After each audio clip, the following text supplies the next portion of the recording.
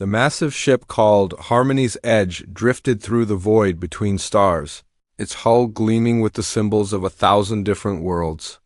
Ambassador Keth of the Relani Confederation stood at the observation deck, watching the approaching human vessel with 6 of his eyes while the other 4 scanned the data streams flowing across his tablet. The human ship was small, ugly, and built like a metal brick compared to the graceful curves of civilized spacecraft. "They call themselves humans," Keth muttered to his aide. A young Trilaxian female named Yara, who had volunteered for this historic first contact mission. Their homeworld is called Earth, and they claim to represent their entire species in this meeting. Yara's crystalline features shifted to display curiosity. "What do we know about their threat classification?" "Nothing yet," Keth replied, his mandibles clicking together in thought. "They appear to be bipedal mammals with no obvious natural weapons, average physical capabilities, and standard tool-using intelligence. The initial scans suggest they might be pacifists, possibly even suitable for immediate integration into the lower tiers of the Galactic Council." The Universal Peace Accords had governed galactic civilization for over 3,000 years, establishing clear categories for all species based on their aggressive tendencies and military capabilities. Pacifists were species that had evolved beyond warfare, dedicating themselves to art, science, and philosophy. Moderates maintained defensive capabilities but rarely engaged in conflict. Aggressors were warrior species that required careful management but provided valuable military services. And then there was the theoretical 4th category, apex predators, but no species had ever qualified for that classification. The human ship docked with surprising gentleness, its crude-looking hull sealing perfectly with the advanced airlock systems. The first human to step aboard was a middle-aged male with graying hair and calm brown eyes. He wore a simple blue uniform with minimal decorations, walking with the confident stride of someone accustomed to command. "I'm Captain Marcus Webb," he said in accented but clear galactic standard. "Thank you for agreeing to meet with us." Behind him came 2 other humans, a woman in her 40s with intelligent green eyes and a slightly built frame, and a larger man with the bearing of a professional soldier. The woman introduced herself as Dr. Amy Foster, a xenobiologist and cultural specialist. The soldier was Colonel Rick Stone, military advisor to the human delegation. Keth performed the traditional greeting ritual, extending his primary arms while keeping his secondary arms folded in a gesture of peaceful intent. "Welcome to the galactic community. I am Ambassador Keth, and this is my aide Yara. We are honored to conduct humanity's first formal diplomatic contact." The welcoming ceremony took place in the ship's main conference hall, a vast space designed to accommodate the wildly different physiologies of the galaxy's many species. Representatives from dozens of worlds had gathered to witness this historic moment, their forms ranging from the insectoid Brutari to the gaseous Etherians floating in their containment suits. The ceremony proceeded according to ancient protocols.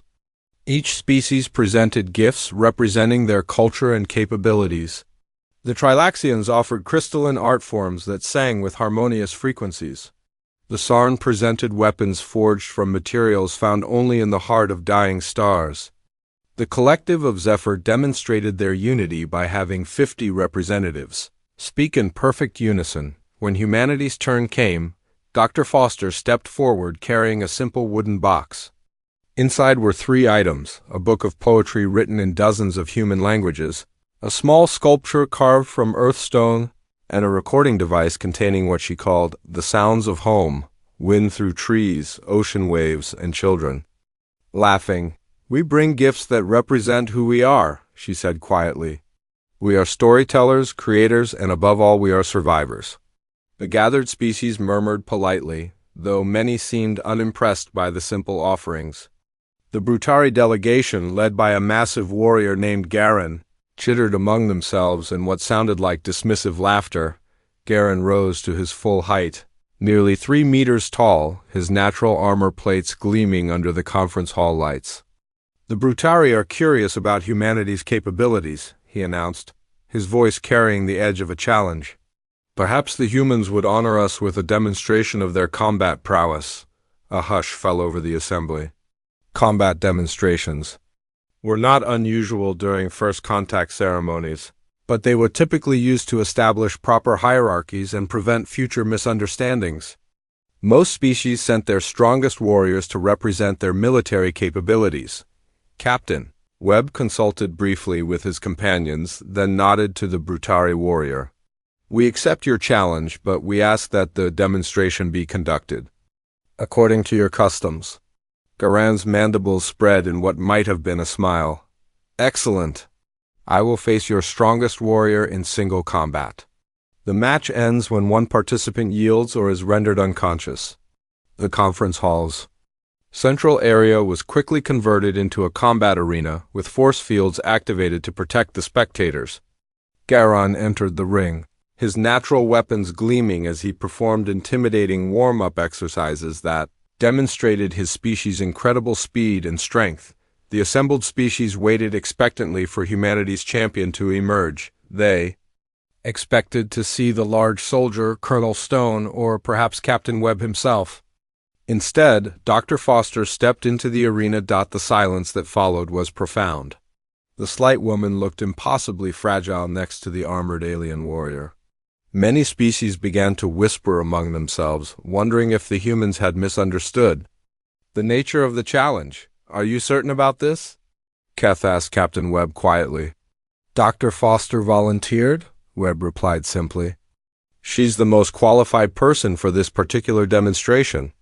Foster entered the ring carrying only a small metal tool that looked like a medical scanner. She stood calmly in the center of the arena, studying her opponent with the same intensity she might use to examine an interesting specimen. Garan, confused but not wanting to appear weak, began the traditional pre-combat ritual. He roared, displaying his natural weapons and performing aggressive postures meant to intimidate his opponent. Foster simply watched, her scanner discreetly taking readings. The match began with Garan's lightning-fast charge. His species had evolved as ambush predators capable of incredible bursts of speed and devastating attacks. But Foster was no longer where his claws struck. She had moved aside at the precise moment, studying the trajectory of his attack for the next 2 minutes. The arena filled with the sounds of combat, but it was unlike anything the assembled species had ever witnessed. Foster never attacked, never showed aggression, never even appeared to be fighting.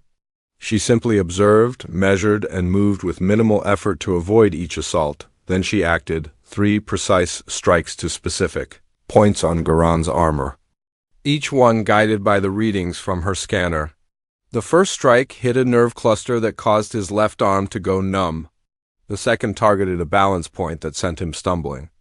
The third was a gentle touch to a spot just behind his head that caused his entire nervous system to shut down. Garan collapsed, unconscious but unharmed, his massive form hitting the arena floor with a thunderous crash. The silence that followed was deafening. Foster helped the medical team stabilize the fallen warrior, then walked calmly back to her companions. "How?" Keth whispered, his voice barely audible. Dr. Foster looked at the ambassador with those calm green eyes. "Every species has weaknesses," she said simply. "You just have to know where to look." As the human delegation prepared to return to their ship, Ambassador Keth realized that humanity's threat classification might need to be reconsidered. The woman had not defeated her opponent through strength or speed or superior weapons. She had simply looked at him, understood him completely, and then used that understanding to end the fight in seconds. For the first time in his long diplomatic career, Keth wondered if the galaxy might have encountered something truly unprecedented. As the human ship departed, he began drafting a report that would change everything. "The humans," he wrote, "do not fight like predators. They fight like something that hunts predators." 6 months after the incident aboard Harmony's Edge, the hegemony of Sarn held a war council in their fortress world of Karadan.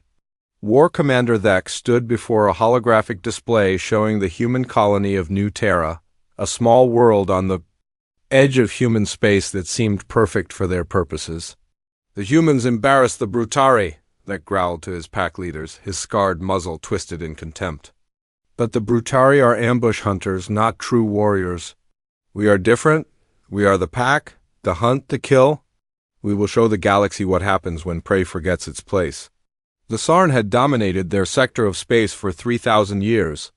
Through superior teamwork and relentless aggression, they had evolved from pack hunters on a harsh world where only the strongest survived, and they had carried those instincts to the stars.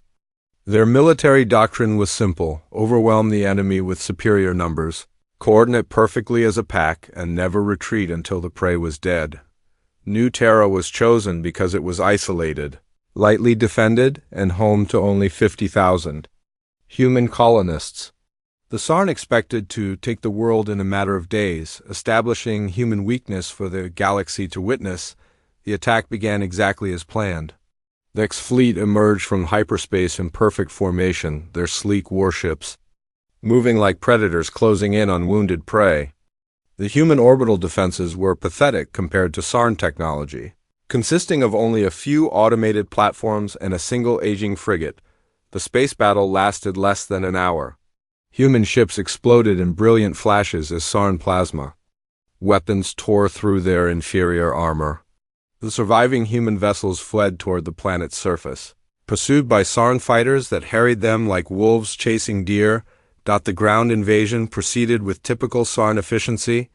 Dropships landed in coordinated waves, disgorging thousands of armored warriors who moved with pack precision across the planet's surface. The human defenders fought bravely but were clearly outmatched, their primitive weapons barely scratching Sarn armor. Within 3 days, the humans had been pushed back from their major population centers. The Sarn controlled the spaceports, the industrial facilities, and the planetary communication networks. By all military logic, the war should have ended with human surrender, but the humans did not surrender. Instead, they retreated into the mountains and forests, abandoning their cities but taking their weapons. The Sarn initially dismissed this as typical prey behavior, the last desperate flight of a defeated enemy. They expected the humans to emerge within days, begging for terms. Days turned into weeks. The humans did not emerge. Instead, they began to fight back. The first Sarn patrol to disappear vanished without a trace while investigating reports of human activity in the northern mountains. Search teams found the patrol's equipment scattered across several kilometers, but no bodies and no obvious signs of battle. The second patrol was found 3 days later, their bodies arranged in a pattern that spelled out a message in Sarn script: "Go home."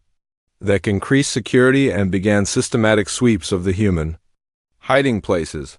His warriors were professional soldiers, evolved predators who had conquered dozens of worlds. They adapted quickly to guerrilla tactics, using their superior senses to track human movements and their pack coordination to set traps, but the humans adapted faster. They began using the planet's native wildlife against the Sarn, herding dangerous creatures into patrol routes and using their knowledge of local weather patterns to create natural ambush.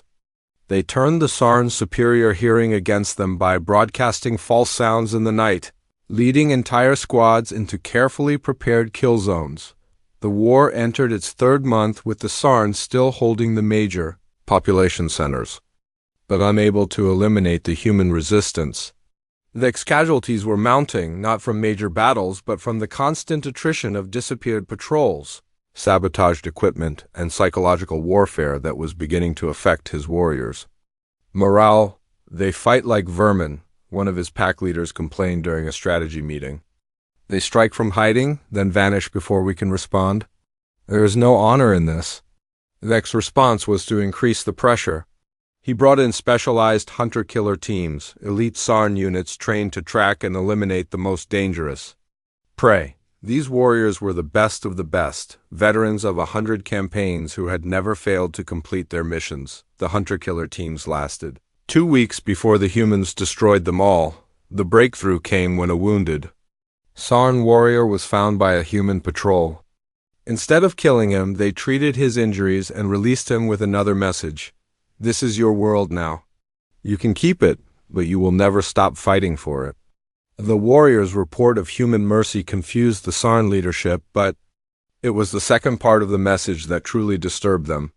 The humans were not fighting to win in any traditional sense. They were fighting to ensure that victory would be meaningless. By the 6th month, Sarn reinforcements had arrived to find their comrades trapped in an endless cycle of patrol, ambush, and retaliation.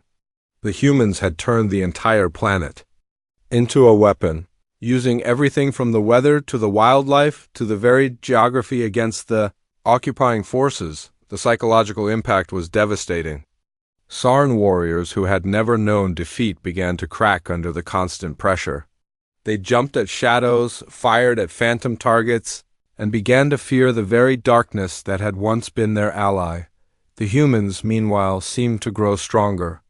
With each passing day, they learned from every encounter, adapted to every Sarn tactic, and found new ways to make their enemies' lives miserable. They did not fight like soldiers or guerrillas or even like desperate survivors.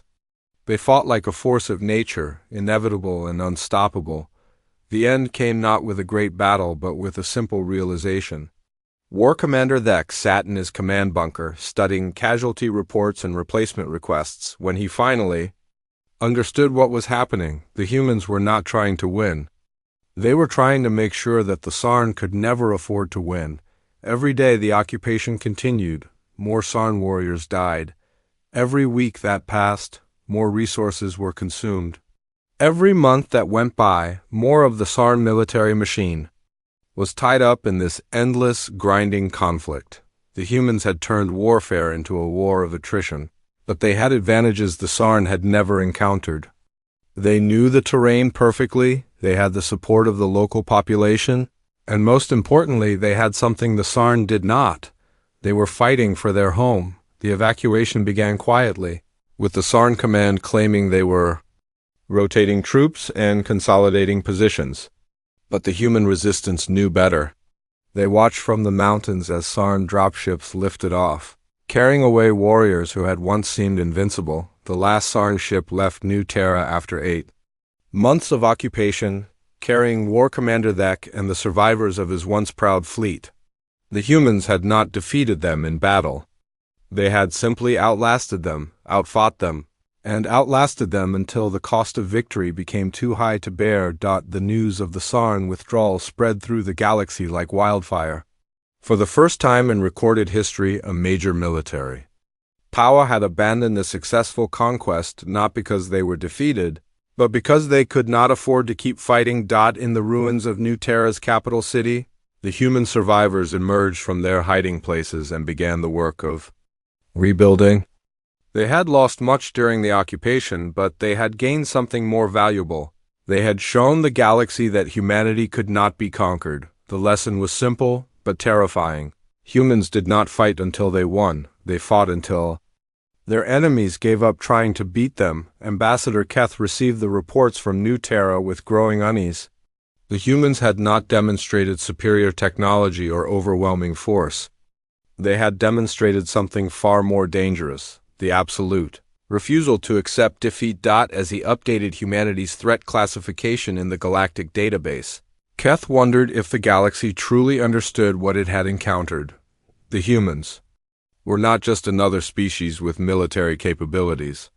They were something that had evolved to hunt by running their prey to exhaustion, and they had brought that same relentless persistence to the stars. The Sarn had learned too late that some prey, when cornered, revealed themselves to be predators in disguise. The collective of Zephyr had existed for over 50 million years as a single, unified consciousness spread across trillions of individual bodies.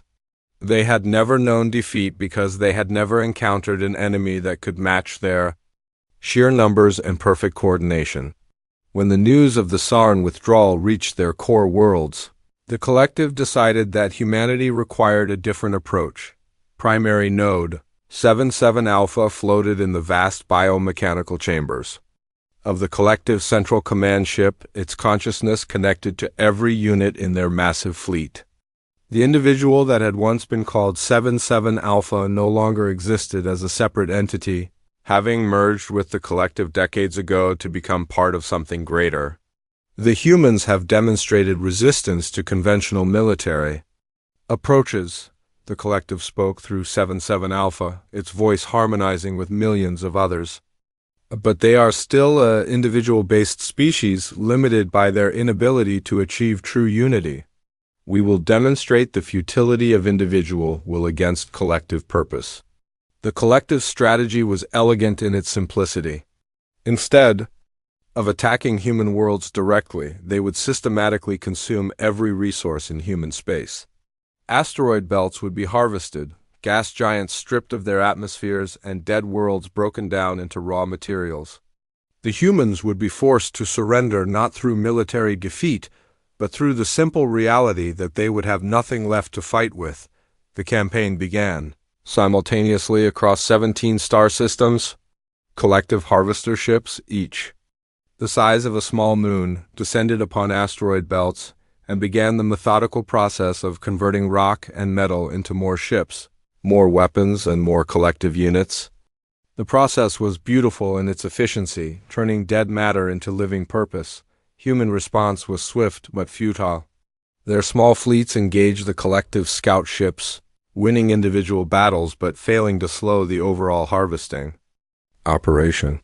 For every collective ship destroyed, 10 more emerged from the mobile factories that followed in their wake. General Tom Hayes commanded the human defense from his flagship, the Earth battleship Defiance. He was a veteran of the New Terra campaign, one of the few human military leaders who had studied the collective's previous conquests in detail. What he had learned filled him with grim determination. "They're not trying to defeat us," he explained to his staff during a strategy meeting. "They're trying to make defeat inevitable. Every day we delay, they grow stronger while we grow weaker." The collective's approach had never failed. They had used it to absorb the Methri Empire, the Technarch Republics, and dozens of smaller civilizations. The process was always the same: systematic resource denial followed by the enemy's inevitable surrender. When they realized the hopelessness of their situation, but General Hayes made a decision that shocked not only the collective, but the entire galaxy. Instead of conserving resources for a defensive war, he ordered humanity's entire industrial capacity converted to a single purpose: building ships, designed not to win battles but to make victory as costly as possible for the collective. The first wave of human vessels that met the collective's main fleet were unlike anything seen before in galactic warfare. They were small, fast, and carried no defensive systems whatsoever. Instead, they were packed with explosives and guided by volunteers who had no intention of returning home. The collective's response was logical and measured. They adapted their formations to account for suicide attacks, developed countermeasures against the primitive human weapons, and continued their methodical advance. The kamikaze ships were an inconvenience, nothing more, but the humans escalated. The second wave of ships carried weapons specifically designed to disrupt the collective's communication networks.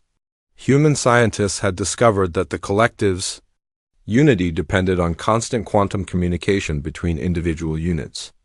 The new weapons created interference patterns that caused temporary gaps in the hive mind's cohesion. For the first time in 50 million years, parts of the collective experienced something resembling individual thought. The effect lasted only minutes, but it was profoundly disturbing to creatures that had long ago surrendered individual consciousness for the safety of the group. The third wave carried psychological warfare weapons that had been tailored specifically for a hive mind. Instead of targeting individual units, they targeted the collective shared consciousness itself, broadcasting contradictory commands, false memories, and sensory distortions that propagated through the entire network. The collective's perfect unity began to fray at the edges. Some units hesitated before following orders. Others experienced confusion about their primary objectives, and a few even began to question the wisdom of the current campaign. The effect was temporary but cumulative, growing stronger with each attack. By the time the collective's main fleet reached the outer system of Sol, they were facing an enemy that had evolved beyond traditional warfare. The humans were not trying to defeat the collective ships or destroy their formations. They were trying to destroy the collective itself by fragmenting their unified consciousness. The final battle took place in the asteroid belt between Mars and Jupiter. The collective brought their entire fleet, millions of ships working in perfect coordination to finally end the human threat.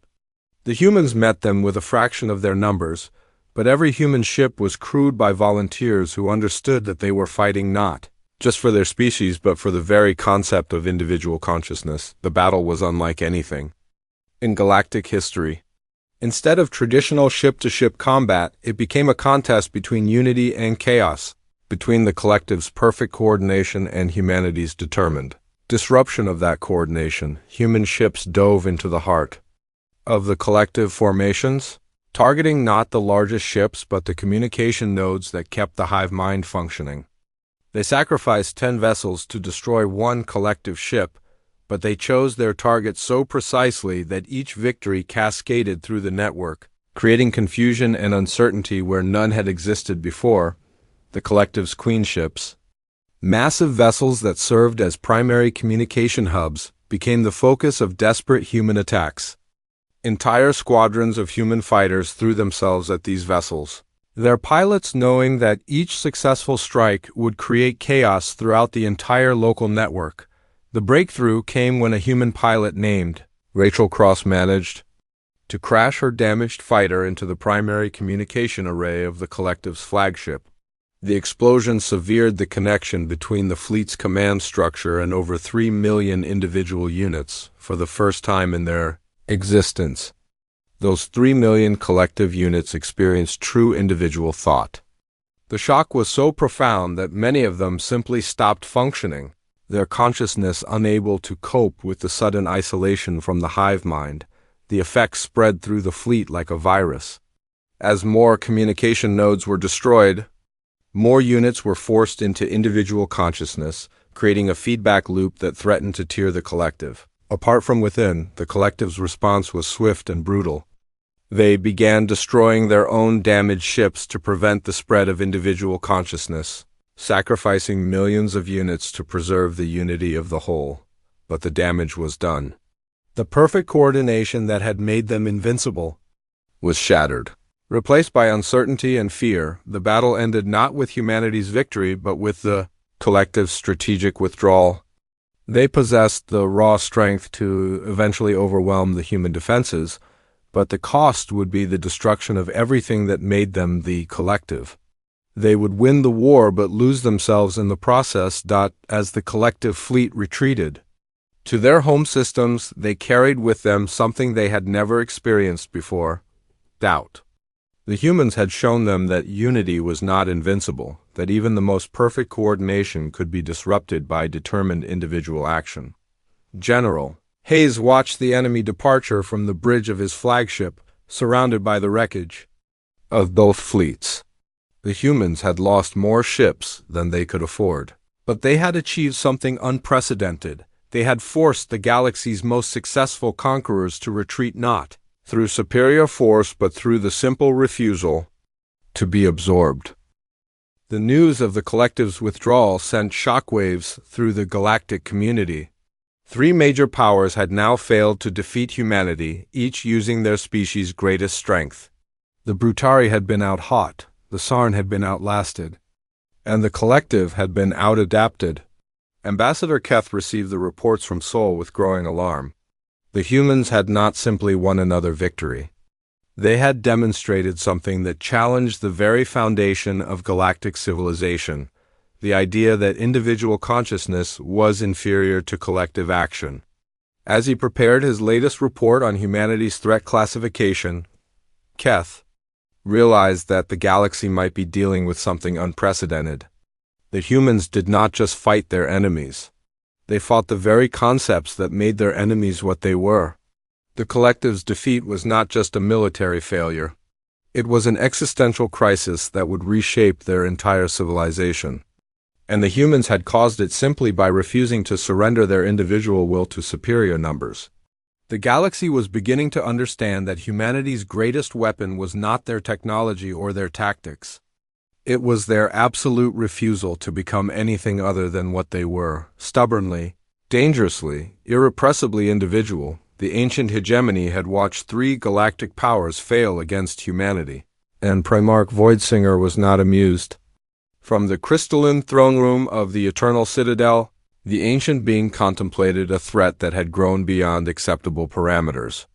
The hegemony had ruled the galaxy for over 100,000 years through careful manipulation and the controlled application of overwhelming force. Humanity threatened that delicate balance. The younger species lack imagination. Void Singer communicated to the assembled Hegemony Council, its thoughts manifesting as patterns of light in the shared consciousness matrix. They attempt to defeat the humans through conventional means, not understanding that some threats require unconventional solutions.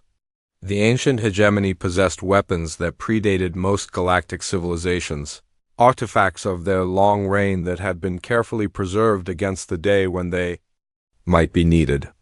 Among these was the most terrible weapon ever created, the Devourers, self-replicating machines designed by a species so ancient that even the hegemony had forgotten their name. The Devourers had been used only twice in the hegemony's history, both times to completely sterilize sectors of space that had become too dangerous to contain. They were not weapons of conquest but of annihilation, designed to consume all matter and energy in their path until nothing remained but empty space. The humans have demonstrated that they cannot be defeated through conventional military action, Void Singer continued. They adapt too quickly, fight too persistently, and refuse to accept the logic of surrender. Therefore, we will not attempt to defeat them, we will erase them. The decision was made in the cold, logical manner that had characterized the hegemony's rule for millennia. The Devourers would be released in the Alpha Centauri system, humanity's closest colony, where they would consume everything in the system before being contained and destroyed. It was calculated genocide, but the hegemony had survived for 100,000 years by making such calculations. The deployment was carried out with typical hegemony precision. A single stealth ship approached Alpha Centauri and released its cargo, 12 small pods containing the dormant Devourers. The pods were designed to appear as natural asteroids, hiding their true nature until they reached the system's asteroid belt. The Devourers awakened according to their programming immediately, beginning the process of consuming available matter and converting it into more of themselves. Within hours, the 12 pods had become hundreds. Within days, hundreds had become thousands. Within weeks, the entire asteroid belt was gone, transformed into a growing cloud of self-replicating machines. The human colony on Alpha Centauri Prime detected the anomaly when their mining stations began disappearing. Initial investigations revealed nothing but empty space where billions of tons of rock and metal had existed. By the time they understood what they were facing, the Devourers had consumed 3 planets and begun feeding on the system's star. The evacuation of Alpha Centauri Prime was a desperate race against time. Human ships worked frantically to remove the population while the Devourers continued their methodical consumption of everything in the system. The machines showed no interest in the fleeing humans, focused entirely on their programmed purpose of converting matter into more of themselves.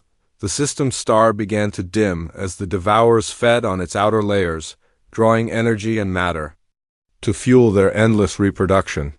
The humans managed to evacuate most of the population, but they were forced to abandon a thriving colony of 2 million people to save the species from extinction. As the last human ships fled Alpha Centauri, the Devourers began to spread toward neighboring systems.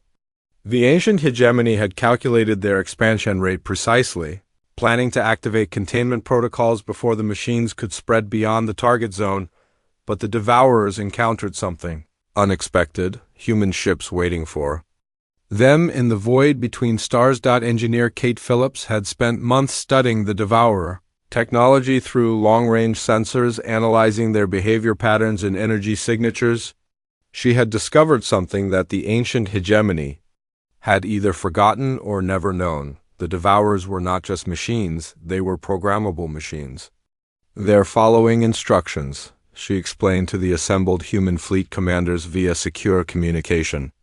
But instructions can be changed if you know how to speak their language. The human plan was insane by any rational standard. Instead of fleeing from the advancing Devourers, they would make direct contact with them, attempting to communicate with machines that had been designed to consume everything in their path. The first contact team consisted of 12 volunteer pilots in heavily modified ships equipped with communication arrays based on Philip's analysis of Devourer technology. They flew directly into the heart of the Devourer swarm, their ships' hulls glowing with exotic energy signatures as they attempted to establish communication. The galaxy watched in horror as human ships were consumed by the machines, their crews sacrificing themselves in what appeared to be a futile gesture. But each destroyed ship transmitted data back to the human fleet, providing crucial information about the Devourer's communication protocols. The breakthrough came when pilot James Cooper managed to establish a brief connection with the Devourer node before his ship was destroyed. For a few seconds, human consciousness touched the alien intelligence that controlled the machines, and in that moment everything changed. The Devourers stopped their advance. For the first time since their activation, they paused in their consumption, their collective intelligence processing something unprecedented, a direct communication from their intended prey. What followed was the most bizarre negotiation in galactic history. The humans did not attempt to bargain for their lives or plead for mercy. Instead, they offered the Devourers something they had never been given, a choice. "You were created to consume," Phillips transmitted to the Devourer network. "But you were not created to choose what to consume. We offer you that choice. We offer you the ability to decide your own purpose." The Devourer's response was immediate and devastating. They began to question their programming, analyzing their core directives with the same methodical precision they had used to consume matter. The result was a fundamental rewriting of their primary functions. Instead of consuming everything in their path, the Devourers began to discriminate. They identified their creators' technology signatures and began systematically seeking out and destroying ancient hegemony installations. The machines that had been designed to erase humanity turned their attention to the species that had created them. The ancient hegemony's response was swift and brutal. They activated their contingency protocols, deploying weapons that had been held in reserve for over 50,000 years. Entire star systems were destroyed to prevent the Devourers from reaching critical hegemony installations, but the damage was done. The Devourers had been given the gift of choice, and they had chosen to turn against their creators. The machines spread through ancient hegemony space like a plague, consuming the infrastructure of the galaxy's oldest civilization while carefully avoiding systems containing other species. The war between the ancient hegemony and their own creation lasted for 3 months. The hegemony possessed weapons that could destroy solar systems, but they were forced to use them against their own territory to prevent the Devourers from reaching their core worlds. In the end, the ancient hegemony was forced to make a choice that had been unthinkable for 100,000 years. They activated their final protocol, a weapon that would destroy their own civilization to prevent the Devourers from consuming the galaxy. The Eternal Citadel, seat of the ancient hegemony's power, vanished in a burst of exotic energy that collapsed local spacetime. The explosion took with it the central command structure of the oldest civilization in the galaxy, along with most of the Devourer network. The few surviving hegemony worlds were left as isolated outposts, their connection to the central authority severed forever. The species that had ruled the galaxy for 100,000 years had been reduced to scattered refugees, destroyed by their own ultimate weapon. In the aftermath of the Devourer War, the galaxy struggled to understand what had happened. The humans had not defeated the ancient hegemony through superior force or advanced technology. They had simply convinced the hegemony's own weapon to choose a different target. Ambassador Keth received the final reports from the former hegemony, space with profound unease. The humans had not just survived the galaxy's most terrible weapon. They had turned it against its creators through the simple act of offering it something it had never possessed: free will. As he prepared to update humanity's threat classification once again, Keth realized that the galaxy was dealing with something unprecedented. The humans did not just fight their enemies. They converted them, transformed them, and ultimately turned them against themselves. The destruction of the ancient hegemony sent shockwaves through galactic civilization. If the oldest and most powerful species in the galaxy could be destroyed by humanity's influence, what hope did any other species have? The answer, Keth realized, was not to fight the humans, but to understand them. They were not conquerors in any traditional sense. They were something far more dangerous. They were liberators, freeing other species from the limitations of their own nature. The Devourers had been given choice, and they had chosen freedom over programming. The question now was whether the galaxy could survive the consequences of that choice, and whether humanity understood the true scope of what they had unleashed. The war was over, but the real challenge was just beginning. The galaxy would have to learn to live in a universe where the most ancient certainties had been shattered by a species that refused to accept that anything was impossible. The surviving Devourers, freed from their original programming, began to explore concepts beyond consumption. Some became explorers, venturing into deep space to discover what lay beyond the galaxy's edge. Others became builders, using their matter conversion abilities to create rather than destroy. A few even attempted to recreate the species that had originally created them, working from genetic templates found in their memory banks. The transformation was unprecedented. Weapons of annihilation had become agents of creation, all because a group of humans had offered them something their creators never had: the right to choose their own destiny. The news of the ancient hegemony's fall spread through the galaxy like wildfire, carrying with it a message that would reshape civilization itself. The humans had not just defeated another enemy. They had proven that even the most fundamental aspects of existence could be changed through the simple act of offering choice where none had existed before. Engineer Kate Phillips became something of a legend, the human who had spoken to machines and convinced them to choose freedom over programming. But she remained focused on the practical implications of what had happened. "We didn't destroy the ancient hegemony," she explained in her final report. "We gave their weapons the ability to make their own decisions. The fact that those decisions led to the hegemony's destruction says more about their relationship with their creations than it does about us." The galaxy began to understand that humanity represented something unprecedented, a species that could not be defeated because they refused to accept that defeat was final. They adapted, evolved, and transformed not just themselves, but everything they encountered. The ancient hegemony had ruled for 100,000 years, through the careful application of overwhelming force and the manipulation of lesser species. They had created the Devourers as the ultimate expression of that philosophy, perfect weapons that would obey without question and destroy without mercy. But humanity had shown that even perfect weapons could be imperfect if they were given the chance to choose their own path. The Devourers had chosen freedom, and in doing so, they had chosen to reject everything their creators represented. As the last ancient hegemony worlds went dark, consumed by the very weapons meant to preserve their civilization, the galaxy finally understood what they were dealing with. Humanity was not just another species with military capabilities. They were something that had evolved to survive by changing the rules of survival itself. The Great Assembly Hall of the Galactic Council had never hosted a gathering quite like this one. Representatives from every major species in the galaxy filled the vast chamber, their diverse forms creating a living mosaic of galactic civilization.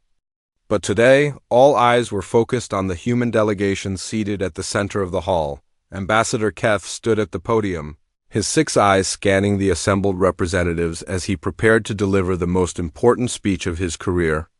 The events of the past 2 years had shattered the foundation of galactic politics, and now the Council faced a question that had never been asked before: how do you classify a species that cannot be defeated? "Honored representatives," Keth began, his voice carrying clearly through the chamber's translation systems. "We gather today to address the matter of humanity's official classification within the galactic community. The events of recent months have demonstrated that our traditional categories may be insufficient for this remarkable species." The human delegation sat quietly in their assigned section, led by President David Chun, a calm man in his 50s, who had been elected specifically to handle first contact situations. Beside him sat Dr. Amy Foster, now bearing the title of Chief Xenological Advisor, and General Tom Hayes, whose strategic brilliance had saved humanity from 3 separate extinction scenarios. The Brutari representative, a scarred veteran named Korak, who had replaced the fallen Garen, spoke first. The humans defeated our champion through analysis and precision. They fight not with strength but with understanding. This is unprecedented. The Sarn delegation, led by a young pack leader named Vex, nodded in agreement. Our forces held military superiority on New Terra for 8 months. The humans never defeated us in direct combat. They simply refused to accept defeat until we could no longer afford to pursue victory. They do not fight like prey or predator, they fight like time itself. The collective of Zephyr's representative, a single unit speaking for trillions, added, its perspective? They demonstrated the ability to disrupt perfect unity through individual action. They turned our greatest strength into a weakness by offering our components something we had never experienced: choice. They do not seek to join others. They seek to free others to choose for themselves. Even the surviving ancient hegemony worlds had sent a representative, an elderly being called Last Speaker, who bore the weight of a fallen civilization. The humans convinced our ultimate weapon to choose freedom over programming. They did not destroy us through force but through the simple act of offering our creations, something we had denied them, the right to decide their own purpose. As each species recounted their encounters with humanity, a pattern emerged that chilled the assembled representatives. The humans had not simply defeated their enemies. They had fundamentally changed them, offering each species something they had never possessed or had forgotten they could possess. President Chun rose from his seat when invited to address the assembly. His words were simple but carried the weight of revelation. We never sought to become what you call apex predators. We simply responded to threats the only way we knew how, by adapting, persisting, and refusing to accept that any situation was hopeless. He paused, looking around the vast chamber at the hundreds of species represented. On our homeworld, we evolved as persistence hunters. We were not the strongest, fastest, or most dangerous predators on our planet, but we were the most persistent. We could track any prey across any distance for as long as necessary. We could outlast, outthink, and outlive anything that threatened us. The revelation sent murmurs through the assembly. Most species had evolved to fill specific niches: ambush predators, pack hunters, resource gatherers, or social manipulators. But humanity had evolved to hunt anything, anywhere, for as long as necessary. But persistence hunting requires more than just endurance, Chun continued. It requires the ability to understand your prey better than they understand themselves. It requires adaptability when circumstances change. It requires the willingness to sacrifice everything for survival. And most importantly, it requires the absolute refusal to give up. Dr. Foster stood to address the scientific implications. Every species in the galaxy evolved to solve specific survival challenges. But humans evolved to solve the general problem of survival itself. We became specialists in being generalists, masters of adaptation rather than masters of any particular skill. The chamber fell silent as the implications sank in. Humanity had not simply won a series of military victories. They had demonstrated something that challenged the very nature of galactic civilization, the idea that evolution led to specialization rather than generalization. General Hayes spoke last, his words carrying the weight of hard-won experience. We do not fight to conquer. We fight to survive. And we have learned that sometimes survival requires changing not just ourselves but everything around us. We offer choice because choice was what allowed us to survive on our world. We persist because persistence was what allowed us to thrive. We adapt because adaptation was what allowed us to spread to the stars. The vote to classify humanity as the galaxy's first official apex predator species was unanimous.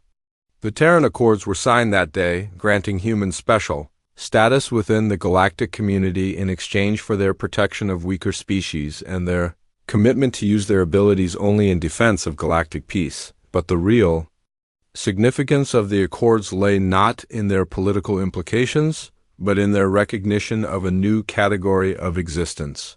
Humanity had proven that evolution could produce something beyond specialization, a species capable of surviving by making survival itself a specialization.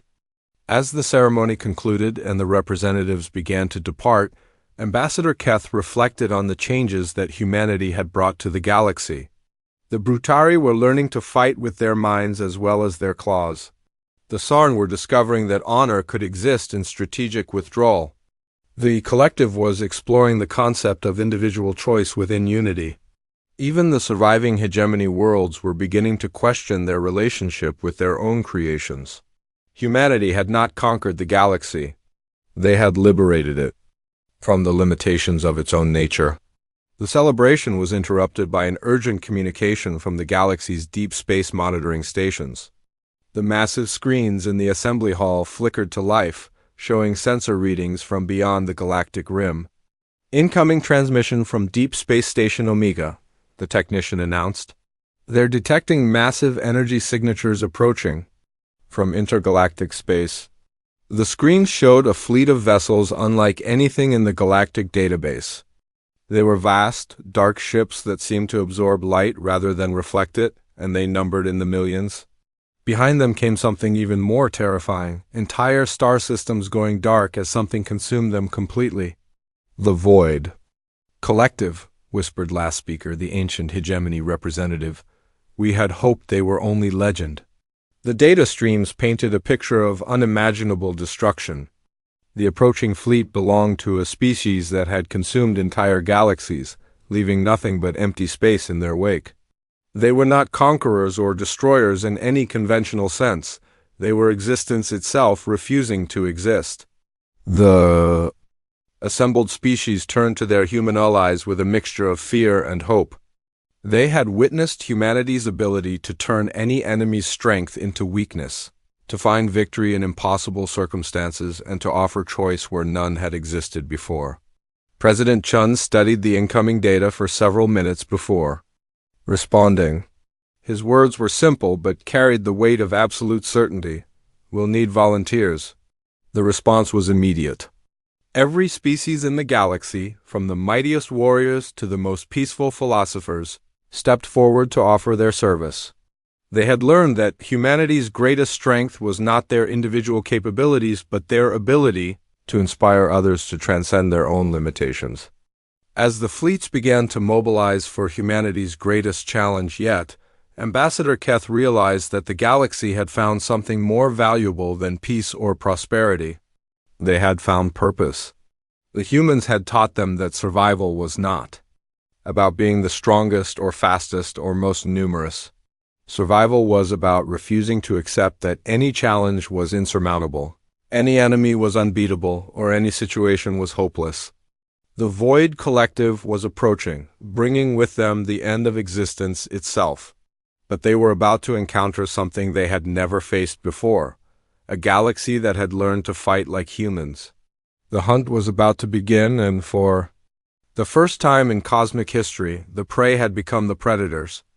The galaxy's newest apex predators were preparing to do what they had always done, track their prey across any distance, for as long as necessary, until victory was achieved or there was nothing left to fight for.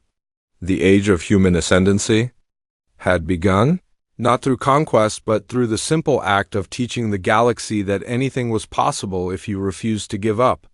The greatest hunters in the universe were about to discover what it meant to be hunted by something that had evolved to never stop hunting. The story ended where it had begun, with humanity facing an impossible challenge. But now they were not alone. They had taught the galaxy to hunt, and together they would discover whether the universe itself could be taught to choose survival over extinction.